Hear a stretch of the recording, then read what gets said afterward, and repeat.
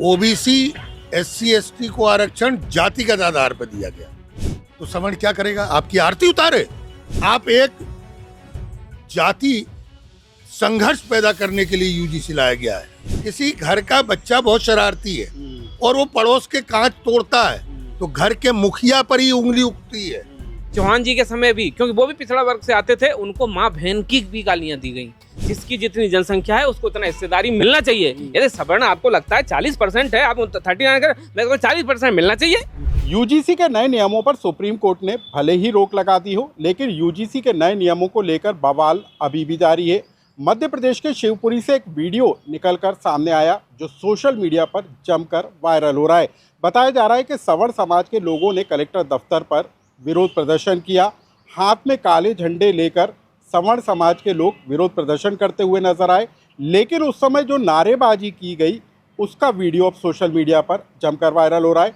आप उस वीडियो को सुनिए, उसके बाद हम बात करेंगे कि क्या अब यूजीसी के नए नियमों के बाद क्या जाति विशेष की राजनीति तेज हो गई है या जातिवाद की राजनीति जोर पकड़ती हुई नजर आ रही है। इन तमाम मुद्दों को लेकर चर्चा करेंगे। हमारे साथ दो खास मेहमान भी हैं, लेकिन आप पहले इस वायरल वीडियो को सुनिए जो शिवपुरी से वायरल हो रहा है।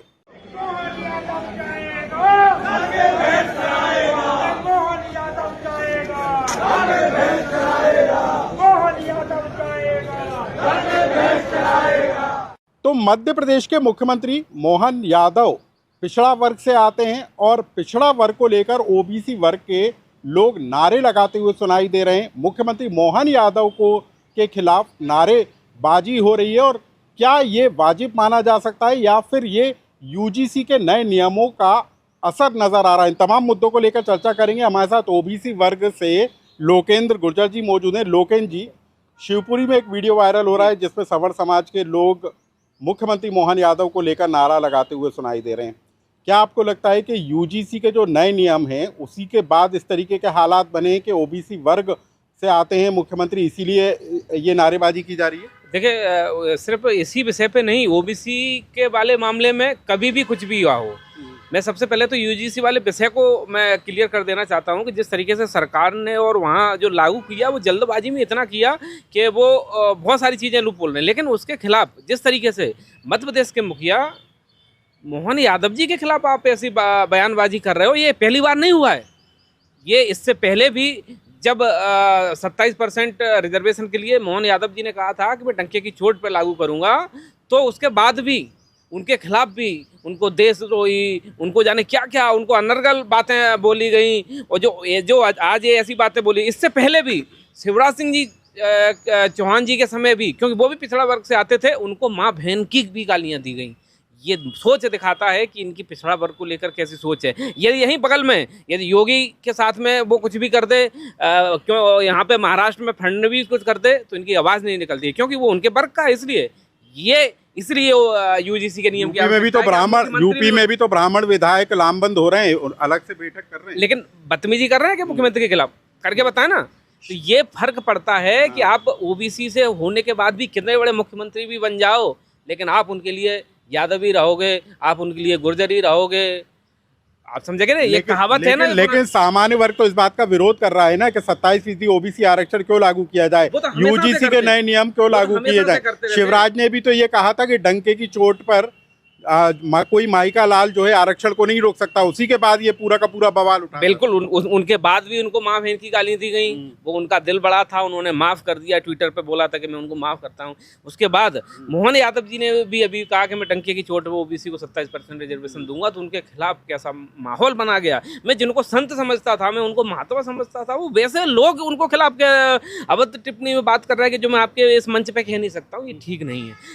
ये सामाजिक जो उससे पीछे रह गए हैं, यदि उनके लिए कोई भी स्पेशल योजना, स्पेशल कोई वो जिसको आप रिजर्वेशन कहते हो, मैं उसको रिप्रेजेंटेशन कहता हूँ। यदि रिप्रेजेंटेशन दिया जाता है तो आपको हमको सबको मिलकर स्वागत करना चाहिए। मैं तो ये कहता हूँ कि जैसे EWS आया ना 10%, मैंने उसका स्वागत किया। मैं कह रहा हूँ यदि उनको और संख्या के अनुपात में आवश्यकता है, मैं उनकी तो यदि आर्थिक आधार पर सामान्य वर्ग को EWS पर रिजर्वेशन दिया जाता है, तो इसी तरीके से ओबीसी SC ST को क्यों नहीं?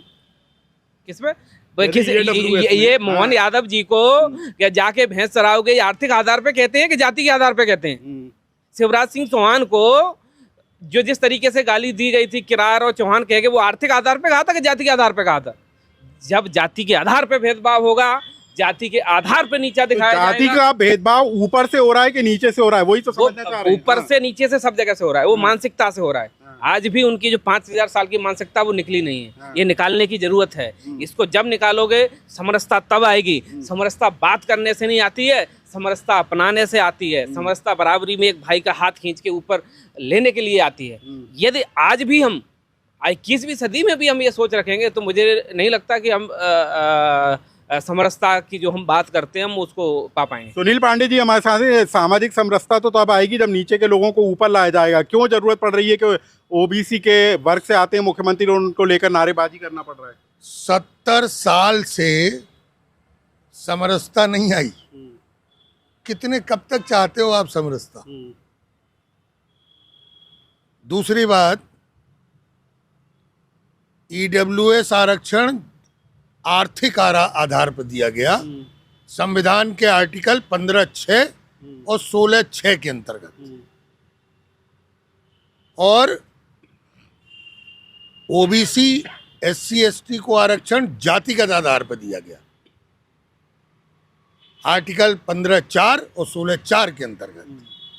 तो जब जातिगत आधार पर ही सब कुछ निर्णय हो रहा है, आप जातिगत आधार पर 14% से 27% करने पे आमादा हो, आप जातिगत आधार पर डॉक्टर -40 पर लाने के लिए आमादा हो, आप जातिगत आधार पर एक जाहिल और गंवार आदमी को आईएएस बनाए हुए हो, एक आप जातिगत आधार पर उसको टच करने से डर रहे हो, तो समझ क्या करेगा? आपकी आरती उतारे।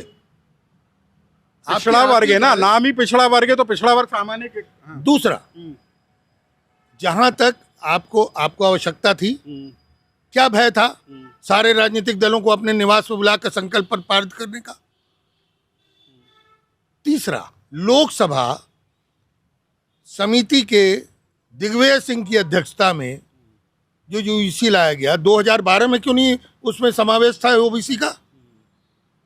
आप एक जाति संघर्ष पैदा करने के लिए यूजीसी लाया गया है। एक जो बच्चे आपस में एक ही टिफिन में बैठ के रोटी खाते थे, उनके अंदर भेदभाव पैदा करने के लिए 2012 में तो था लागू ये। बिल्कुल, मैं बता रहा हूँ, जैसे कि अभी पांडे जी ने कहा, मैं उनकी बात का जवाब उन्हीं से देता हूँ। वे कहते हैं कि जाति के आधार पे आया।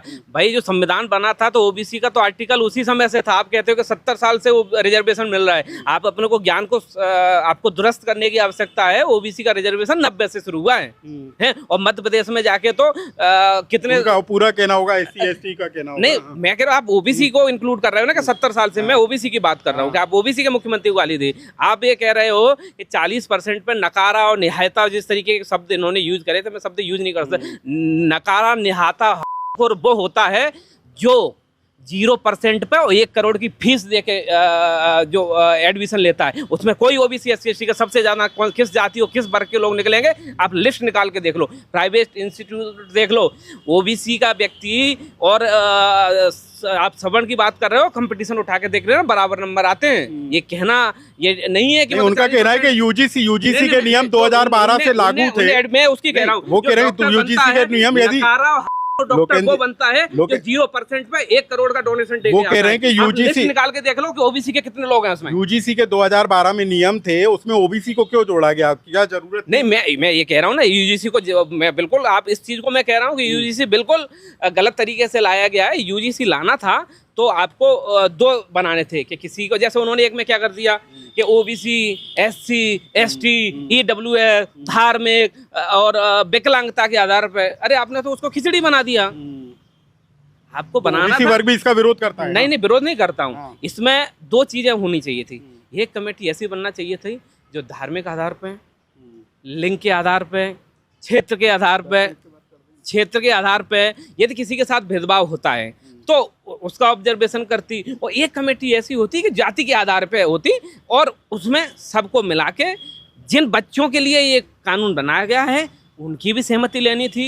ओबीसी वर्ग एससी वर्ग, सामान्य वर्ग, सबके लोगों को, नेताओं को पांडे जी, मेरी बात पूरी होने दीजिए। मैं उसका नहीं कह रहा हूँ, लेकिन आप ये कह दो कि ओबीसी के साथ भेदभाव नहीं होता है, तो आप इस चीज से देख लो कि मुख्यमंत्री के साथ यदि भेदभाव हो सकता है तो और सामने सवाल यही है कि मुख्यमंत्री को लेकर क्यों, मुख्यमंत्री ओबीसी वर्ग से आते हैं इसीलिए। ये एक सामान्य सा विषय है कि किसी घर का मुख्यमंत्री यदि ओबीसी, मैं उदाहरण दे रहा हूँ, किसी सामान्य घर का सामान्य सा प्रश्न है ये कि जब सुप्रीम कोर्ट ने इस पर रोक लगाई तो मुख्यमंत्री जी को जल्दीबाजी में उसको कॉलेज तक लाने की, प्रदेश में लाने की क्या आवश्यकता थी? आपको मालूम ही नहीं है, वो नहीं आई है अभी। नंबर एक उच्च शिक्षा विभाग का सर्कुलर, वो कौन सा सर्कुलर जारी हुआ है? ये तो आपके फेवर में हुआ है कि 2012 वाला, उसमें तो ओबीसी के लिए कुछ है ही नहीं। एक मिनट, मैं तो एक अलग सी बात कह रहा हूँ कि मुख्यमंत्री वाला जी को तो लागू ही नहीं किया मुख्यमंत्री जी ने, 2012 वो वाला कैसे लागू करेंगे जब सुप्रीम कोर्ट? तो फिर आप ये क्यों करेंगे? एक मिनट रुक जाओ, तो सवाल तो यही है ना कि यदि लागू नहीं हुआ तो फिर काहे का बोलने तो दो। मुख्यमंत्री जी क्यों जल्दबाजी है? मुख्यमंत्री जी को जल्दबाजी है और वो लागू करने की प्रक्रिया है। दूसरी चीज, अगर मुख्यमंत्री, मैं एक सामान्य सी बात कर रहा हूँ, किसी घर का बच्चा बहुत शरारती है और वो पड़ोस के कांच तोड़ता है तो घर के मुखिया पर ही उंगली उठती है। मुख्यमंत्री जी मुखिया हैं, उनके आंख पर केवल एक जाति की पट्टी नहीं होनी चाहिए, उनको सर्व संभाव के साथ सारे समाज को साथ लेके चलना चाहिए। उनको क्या आवश्यकता थी डंके की चोट का नाम करने की? और याद रखें मुख्यमंत्री जी, माई का लाल याद रखें, माई के लाल अभी जिंदा हैं। बिल्कुल, 10 साल में शिवराज सिंह का भी माई के लाल कुछ नहीं उखाड़ पाए थे, मोहन यादव जी का भी कुछ 2018 में शिवराज जी का उखड़ गया था, वो तो एक गद्दार पैदा हो गया। वो अगर कांग्रेस में गद्दार नहीं पैदा होता तो शिवराज जी दोबारा मलाई नहीं खा रहे होते। लेकिन यदि किसी राज्य का कोई मुख्यमंत्री है तो क्या ये किसी को शोभा देता है, किसी समाज या किसी समुदाय? देखिए, भावावेश में, आक्रोश में बहुत सारी बातें आती हैं। ये ओबीसी समाज या एससी एसटी समाज जब एक जाहिल और गंवार आईएएस के, आप बेटियों के विषय में बात कर रहे हो, हमारे घर में जैसे माँ बहन है आपके यहाँ भी हैं। कल कोई सवर्ण जाति का अगर कह रहा होता है ऐसी बातें तो अभी तक जेल में होता। आप क्यों बचा रहे हो संतोष वर्मा को? सिर्फ जाति के कारण बचा रहे हो। तो जातिगत आधार पर फिर भावावेश में दूसरे पांडे जी, एक वीडियो वायरल हो रहा है जिसमें अलीराजपुर का है, कुछ आदिवासी लड़कियां हैं जो स्कूल में पढ़ती हैं, वो कह रही हैं कि प्रिंसिपल उनको गवार कहती है। तो इस तरह की शिकायतों से निपटने के लिए तो अब वो प्रिंसिपल किस जाति की है ये तो हमें पता ही नहीं है भाई। वो प्रिंसिपल किस समाज से हो सकता है, वो भी आदिवासी हो और अपने ही बच्चों के लिए इस शब्द का उपयोग कर रही हो। तो पहले तो ये निर्धारित हो कि वो प्रिंसिपल जो शब्द का उपयोग कर रही बच्चियों के लिए वो किस समाज की है। तो आगे क्या, आपको क्या लगता है कि सामान्य वर्ग की वाकई में उपेक्षा हो रही है? बिल्कुल उपेक्षा। आप तो, मैं तो उदाहरण दे सकता हूं, आप मुझे बताओ, कांग्रेस हो चाहे भाजपा हो चाहे सपा हो चाहे बसपा हो,